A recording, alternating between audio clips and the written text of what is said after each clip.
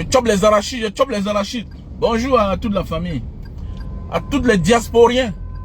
Et les diasporiennes. Bonjour. Je chope les arachides. Zogi MC. Dans quelques jours, je vais vous présenter le seul artiste qu'on a à Jakarta, en Indonésie. Il s'appelle Zogi MC. Voilà. Il est installé ici, là. Il a sa famille ici, la femme et enfants. Voilà. Donc, dans quelques jours, là, je vais faire la promotion des hommes d'affaires, les citizens, Cameroonian citizens in Indonesia. Donc, c'est un concept que je vais créer dans quelques jours. Pour montrer un peu le quotidien des Camerounais en Indonésie. Voilà. La famille, j'espère que vous allez bien. Bonjour à tout le monde. Moi de mon côté ça va, je me bats comme je peux. Pour joindre les deux bouts, c'est pas facile quoi. Plus le menton on est dehors. Voilà. Maintenant qu'on se réveille ici, là-bas, c'est la nuit, les autres se préparent à dormir. C'est ça la vie. Et c'est comme ça même notre vie, la chance. Notre chance ne viendra pas le même moment. La vie c'est ça. Chacun aura son tour chez le coiffeur. Chacun aura son tour. Et attends le tour de Dieu. Ne te presse pas. Si tu te presses, tu vas sauter sur ta chance. Si tu te presses, tu vas sauter sur ton tour. Et quand ce n'est pas ton tour, on te donne ce que tu ne mérites pas. Voilà. Donc prends ton temps, petit. Prends ton temps. Prends ton temps, petit. Petite soeur, prends ton temps. Ce n'est pas la course. Ouais. C'est quoi avec toi? On te dit qu'on va te marier, tu cours. On te dit qu'on va te marier, tu cours. C'est quoi? C'est quoi à nos jours d'aujourd'hui? La sorcellerie, ce n'est plus seulement au village. Hein. Même la sorcellerie, on te donne le mauvais homme de ta vie. Un mauvais gars. Avec lui, là, il va te faire pleurer. Hein? Et la seule chose qui va te rester, c'est le suicide. Tu vas mourir. Tu vas mourir parce que tu as honte, tu ne peux plus te reculer. Tu as déjà tellement tout dit à tes parents. Il t'a tellement miroité le paradis. Alors que lui-même là, lui c'est l'enfer en question. Voilà. Lui c'est l'enfer. Il te fait miroiter le paradis. Donc voilà. Le thème de ce direct, de ce matin, je préfère Beta, ma fille reste Beta que ma fille reste célibataire que d'avoir un mari irresponsable. Là ouais. Beta, ma fille reste célibataire que d'avoir un mari irresponsable. Moi j'ai des filles, non? J'ai beaucoup de filles. Je dis toujours, je répète, bêta que ma fille soit même la tisa d'un responsable. D'un responsable. Ok? Écoute-moi bien. Bêta que ma fille soit la tisa d'un responsable qui va s'occuper de ses enfants. Que d'être la femme d'un irresponsable. Un irresponsable. Un irresponsable. Attendez. Un gars irresponsable, il épouse ta fille. Ta jolie fille devient moche. Elle devient affreuse. Elle n'a aucune valeur. Tu commences à regretter. Mais tu ne parles pas.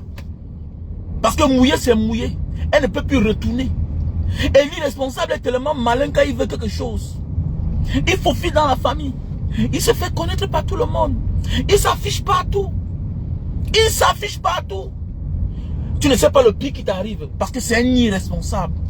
Un irresponsable, c'est un profiteur. Il ne pense à personne. Sauf à lui-même. L'irresponsable. C'est quand il part dehors, il ne cherche pas à savoir que non, je dois porter le préservatif. Non, l'irresponsable, quand il va dehors là, il ne connaît pas là. Il ne connaît pas qu'il faut qu'il porte le préservatif. L'irresponsable, d'abord, il ne fout rien. Il profite seulement. Et encore, tout ce qui est mauvais, il l'amène dans la maison. C'est lui qui va choper la maladie là-bas, venir contaminer ta fille à la maison. Un irresponsable. Petite soeur, si tu es un irresponsable, il est temps pour toi de sortir de là. Si tu as un copain irresponsable, connais que voilà un futur mari irresponsable. Je refuse les irresponsables dans ma vie.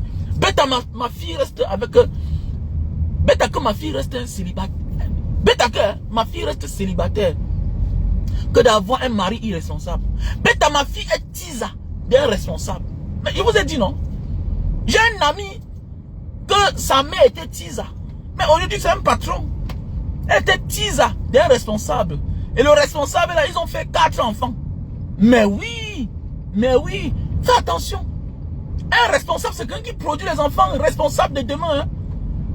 Et les enfants de demain, là, il n'y a aucune différence avec les enfants de la maison. Hein. Parfois même là. Parfois là même. Ce sont eux qui font honneur à la famille de cet homme-là. Mais oui, souvent même, c'est les enfants du dehors là. Que les enfants de la maison vont souvent chercher. Et j'ai mon grand frère là-bas. Hein. J'ai ma grande soeur là-bas. Oui, la vie c'est ça. La vie c'est ça. L'acte de mariage, ce n'est qu'un document. Alors, qui légitime la vie entre 2 personnes. L'acte de mariage ne change pas le caractère d'une personne. L'acte de mariage, c'est un document. Hein? Qui autorise, qui légitime la vie entre 2 personnes. C'est tout. À part ça, il y a quoi dedans? Ça ne change pas le caractère de quelqu'un. Si quelqu'un est irresponsable, c'est un irresponsable. Oui, si quelqu'un est gigolo, il va rester gigolo. Donc arrêtez les débats à 2 balles. Comme Banga, grand frère, tu dis quoi comme ça? Oui, j'assume ce que je dis. Moi-même, j'ai les filles. Dans nos familles, on connaît les situations que vous, on ne peut même pas parler. Donc calmez-vous. Il y a des irresponsables. Il fait 5 enfants là-bas chaque jour. C'est-à-dire que ta soeur est mariée, mais la nourriture sort que tout de la maison de ta pauvre mère. Donc ta pauvre mère ne se repose pas parce qu'elle a les bouches à nourrir. Elle a les bouches à nourrir. Pas que ce sont ses enfants. Non, c'est les petits-enfants. Oh non, c'est en Afrique, c'est les petits-enfants. Mais ça ne doit pas être une obligation. Arrêtez de fatiguer nos mamans. Oui, on passe le temps à fatiguer nos mamans. Nos mamans meurent souvent à la fleur de l'âge. Déjà d'abord, en tant que veuve d'abord, à son âge déjà avancé, elle est obligée encore de porter encore les charges qu'elle ne mérite plus. Comment tu as fait 5 enfants, tu as élevé 6 enfants, tu as élevé toi seul, sans ton mari. Voilà ta fille qui part dehors encore porter 5 enfants. Hein? Parce qu'on avait dit que non, le mariage, elle est partie se marier avec un irresponsable. Le voilà, il ne fout rien. Il ne fout rien. Non seulement, elle porte ses 5 enfants qu'elle a fait avec lui. Après ça, elle porte encore ces 3 enfants que le bon monsieur a fait dehors. Et qui n'assume pas toujours. Ce genre de personne-là, tu pars où avec lui? Ce genre de personne-là, tu as quel avenir avec lui? Mais oui, tu fais quoi avec le genre d'homme-là? Un irresponsable. C'est quelqu'un qui te transforme, tu deviens la honte, la risée de tout le monde dans la cité. Il ne paye jamais rien à temps. Même la facture de lumière, il faut qu'on coupe pour qu'il réagisse. Tu demandes même des bouchettes d'allumettes. Un irresponsable ne pense qu'à lui seul. C'est un égoïste. C'est le seul homme qui se lève un matin. Pour ses envies personnelles, il se lève un matin, il vend sa maison. Il vend sa maison. Sans demander à sa femme, sans avoir besoin de la vie de sa femme. Il s'en fout. Il oublie que non, une maison familiale peut aider même un cousin, un neveu qui est de passage. Il s'en fout. Il pense qu'à lui seul. Il se lève, il vend la maison familiale. Il a le courage. Il rentre se coucher chez ses parents. Les enfants vont se battre. Maintenant, ta fille maintenant à se battre. Lui-même, il connaît la guerre qu'il y a entre sa femme et sa propre famille. Lui, il porte son sac, il part dormir chez ses parents. Ta femme va dormir. Non. Voilà, c'est le qui mieux. Un irresponsable. Non. Allez, je ne lève pas mon frère. Mais non. Même les amis irresponsables, je ne lève pas. Il ferme tous les oreilles. C'est quand ça les concerne que non. Il est prêt à pleurer devant tout le monde. Un irresponsable. J'ai le cas avec ça. Irresponsable. Baf! Non, faut. Bête à que ma fille soit la tisa d'un responsable qui va envoyer ses enfants à l'école. Attendez, mais je connais beaucoup de soeurs, non? J'ai une soeur qui a 5 enfants. Les gens l'insultent que tisa. Mon ami, elle est bien. Elle vit bien. On s'occupe bien d'elle. Alors, c'est un monsieur, quand il parlait souvent dans les médias, je le détestais. Mais depuis le jour que j'ai découvert que... Le jour qu'elle m'a dit que... Chérie, mon frère, tu es mon frère. Tu es mon frère, chérie, non? Tu sais que le père de mes enfants, c'est monsieur tel. Les gars, bon. Merde. Ah, et que non, le père de mes enfants, c'est lui là. Le monsieur que tu vois là. Ah bon? Nickel. Toujours. Charlie. Belle femme. Non. Voilà. La joie de vivre. Alors ce qu'on appelle responsable. Les gars, je suis le mari. M'a fiché le camp avec ça. Mari irresponsable. Tu vas me fabriquer. Tu vas transformer ma soeur. Elle va devenir laide. Qu'on a les filles ici dehors. À nos jours d'aujourd'hui, qui sont devenues l'ombre d'elles-mêmes. Elles pleurent, elles font pitié. L'homme peut parler. Au départ, on jubile. Oh non, c'est elle. Ma fille est mariée. C'est elle. Oh, ma fille est mariée. Hein? Les années plus tard, la honte. Ouais. Regardez bien souvent quand votre fille épouse un irresponsable. Quand ça commence, on est fier parce qu'il a épousé votre soeur. Et vous allez souvent voir, c'est un calculateur. C'est lui qui active vite votre soeur à la mairie. Il active votre soeur à la mairie. Parce qu'il joue sur l'intérêt. Il voit le derrière de la fille. C'est lui qui tire la fille à la mairie. C'est quand même que vous allez le présenter au départ à tout le monde. Il montre toutes ses bonnes qualités. Le jour qu'il a signé là, vous commencez à ne plus parler de lui. Donc même quand on le demande parfois là, toi le beau-père, tu dis que, tu sais que comme il voyage trop là, il ne voyage pas. Le beau là est toujours là. Il se couche à la maison, il fume la cigarette, il boit le café, il ne fout rien. Oui. Est-ce que vous ne le verrez jamais participer dans la famille? Il est une source de malheur dans votre famille. Depuis qu'il avait votre fille. Et tout ça, c'est les choses qu'on voit au départ. Hein. Vous voyez souvent les choses de la soeur disparaissent à la maison.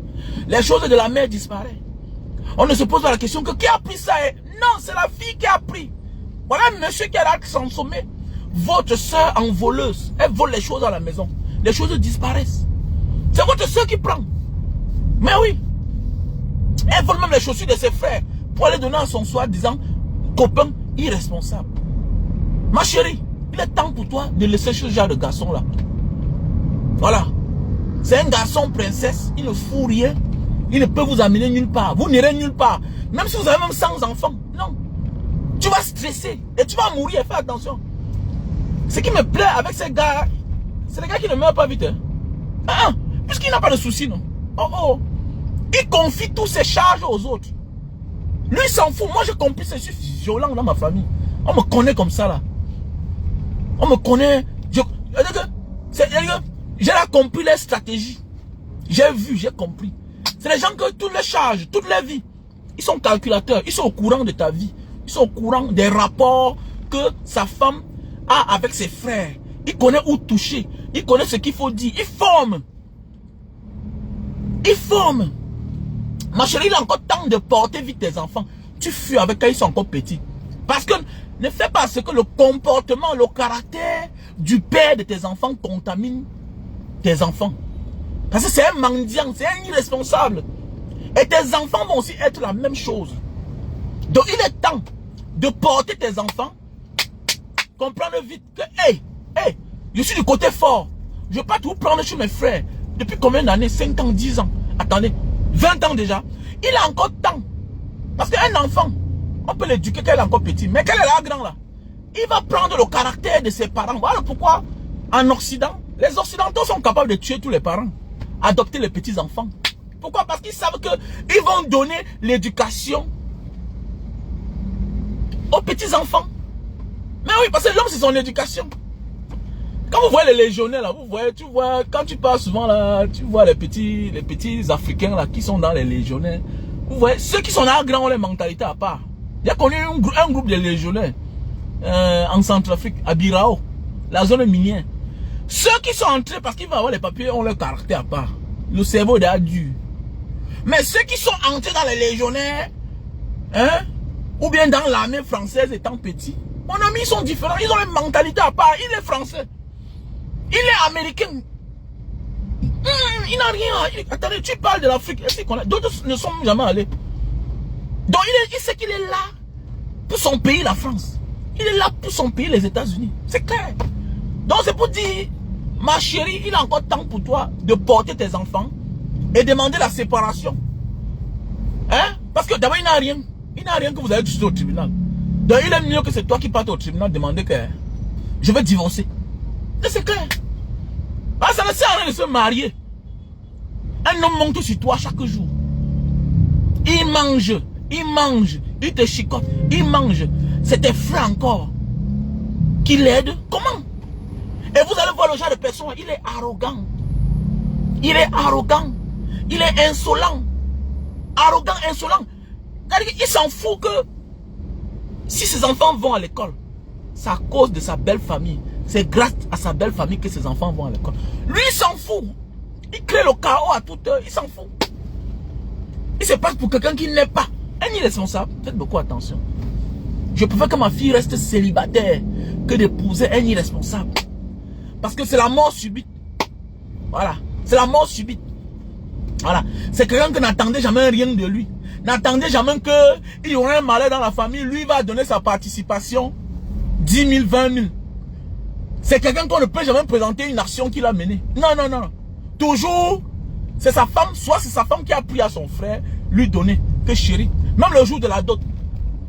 C'est la belle-mère qui prête l'argent. Mais oui. D'abord un irresponsable. Parce que quoi? Quelqu'un qui t'aime automatiquement doit être responsable et faire les efforts. Mais comme un irresponsable n'aime personne, même l'amour même ne l'envahit pas. Même l'amour ne le domine pas. Un irresponsable, c'est un égoïste. C'est un ingrat qui s'ignore. C'est une maladie. Puisqu'on dit que l'amour rend aveugle, même l'amour ne change pas son caractère. C'est comme ça qu'il est. Ce sont comme ça. Ce sont comme ça. C'est clair. Et ce que j'ai souvent conseillé, porte-moi les enfants, là, rentre à la maison. Elles ont fait ça, elles ont réussi. Parce que même tes enfants vont vivre comme les pères. Ils vont croire que non, c'est une obligation. Que mon oncle m'aide. C'est ça. C'est là où les problèmes commencent souvent. Le genre de monsieur irresponsable, les parents irresponsables. Son seul travail qu'il sait faire, c'est le commérage. Taper sa femme, botter un peu le ventre de sa femme.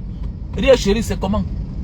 Il te voit en route, il ne te salue pas. Mais il a les informations sur toi, minute by minute. Minute by minute. Un jardin comme ça là. Il ne fait jamais rien que ça échoue. Il ne fait jamais rien que ça réussit. Jamais. Il ne fait jamais rien que ça réussit. Parce qu'il aime la vie mais en cachette. Il aime la vie en cachette. Il fait ces choses que derrière. Mes chers frères et sœurs. Donc il faut éviter. Ma chérie, moi j'ai les filles. Bête à ma fille reste célibataire que d'épouser un homme irresponsable. C'est clair. Je comprends aujourd'hui. Les gens pensent que, arrêtez ça, dis donc. Moi je suis marié. Voilà. Ça fait 20 ans que j'ai signé mon acte de mariage. Mais ce n'est pas une fin en soi. Je dois arrêter ça. Voilà. Peut-être que ma fille part en mariage. Je la vois, elle a bonne mine. Je sens qu'elle vit.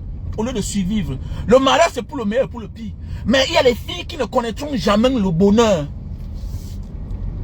Il y a des filles qui ne connaîtront jamais le bonheur. Ce n'est que l'humiliation.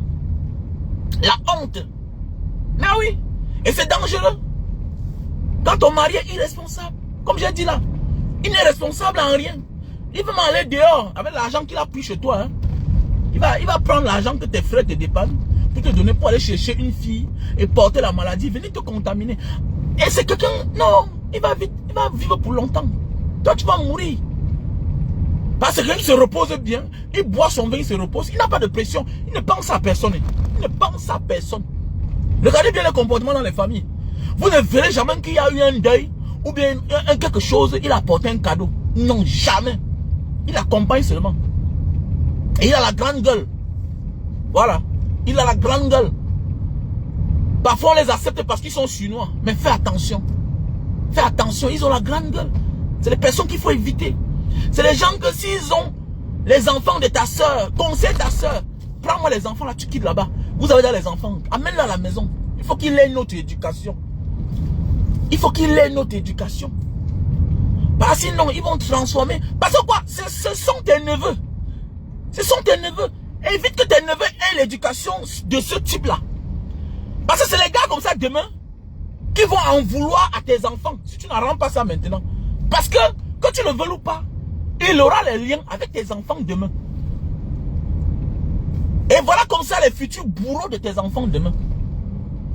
Donc c'est les gens que il est temps encore pour toi de les prendre de ton côté, envoyer chez ta mère, dire à ta soeur de quitter là-bas. Oh, laisse ça, dis donc. Il ne peut jamais changer. Oh, il va changer comment? On tord le fait quand il est chaud. Il va changer un homme à quel âge? Quand il a 40 ans, 50 ans, tu vas le changer comment? Il va changer comment? Et c'est le genre d'homme, avec le temps demain là, il va commencer à monter ses enfants contre vous. Et c'est comme ça que ça se passe. Voilà, c'est la fin là-bas toujours. La fin, c'est que quand vous allez abattre le grand travail, si ses enfants sont toujours chez lui, il va monter ses enfants contre toi. On parle parce qu'on a l'expérience.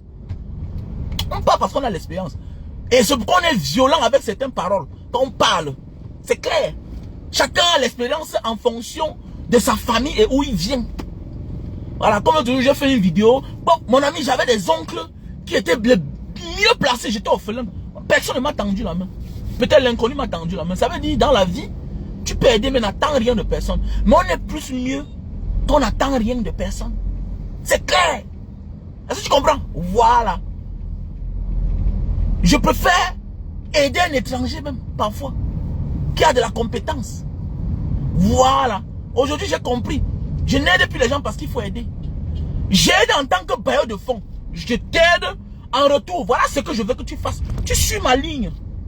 Parce que quand tu demandes l'aide, ça veut dire que toi, ce que tu as voulu faire, ça t'a dépassé. Maintenant, tu viens pour qu'on t'aide. Et pour qu'on t'aide, tu dois suivre mes directives. Mais oui, on a donné les 5 millions aux gens. On a donné les 2 millions. On a donné les 4 millions. On a donné les 10 millions. Ouvrez les comptes comme ça là. Fais les virements. 10 millions. La suite, c'est qu'on ne voit rien. On n'a rien vu. Donc maintenant là, tu viens à côté de moi. Si j'ai mon argent et que je vais t'aider. Je pense que toi là, voilà ce que tu as toujours fait. Non, non, non, non, non. La boutique là, laisse ça. Tu vas faire que telle chose. Ah, c'est clair. Il essaie d'aller te donner ton argent. Et demain commencer à crier. Voilà. Et parce que si tu aides et que tu ne veilles pas. Et que ça ne marche pas. Demain on va encore venir vers toi. Et dans ta tête, c'est que quand tu aides quelqu'un, c'est que tu t'es déchargé pour que cette personne évolue aussi en solo maintenant. Et que demain, lui aussi, il aide une autre personne. Voilà pourquoi il y a des familles où le gars s'est épuisé pour rien. Et c'est la honte pour toi. Pourquoi? Parce que, mais comment tu avais l'argent hier? Et dans ta famille, aujourd'hui, il n'y a personne. On se moque souvent des personnes que non. Le monsieur qui avait l'argent hier, il n'a aidé personne dans sa famille. Non. Tu n'étais pas là, c'est qui ne peut pas parler. Mais c'est quand il a aidé, mais il n'a pas veillé. Les gens aident, mais ils ne veillent pas. Ils ne veillent pas. Ils n'imposent pas. Attendez, j'ai un ami, non? Tous ses frères ont réussi. Mon ami. À l'époque, moi, je l'en voulais. Je dis, mais gars, comment tu aides tes frères? Et c'est toi qui choisis. Il dit, gars, je suis un bailleur de fonds. Il ne veut pas, il laisse. Que non, lui, il refuse d'aller au Canada parce qu'au Canada est loin. Il veut qu'il aille en France. Il est malade dans sa tête. Moi, je suis déjà en France. Pourquoi il veut venir ici, là? Qui va au Canada parce que sa spécialité, ça marche là-bas bien. Terminé. Il ne veut pas, je le cancelle. Il bloque d'abord, il te cancelle partout. Mon ami, il te gêne même plus.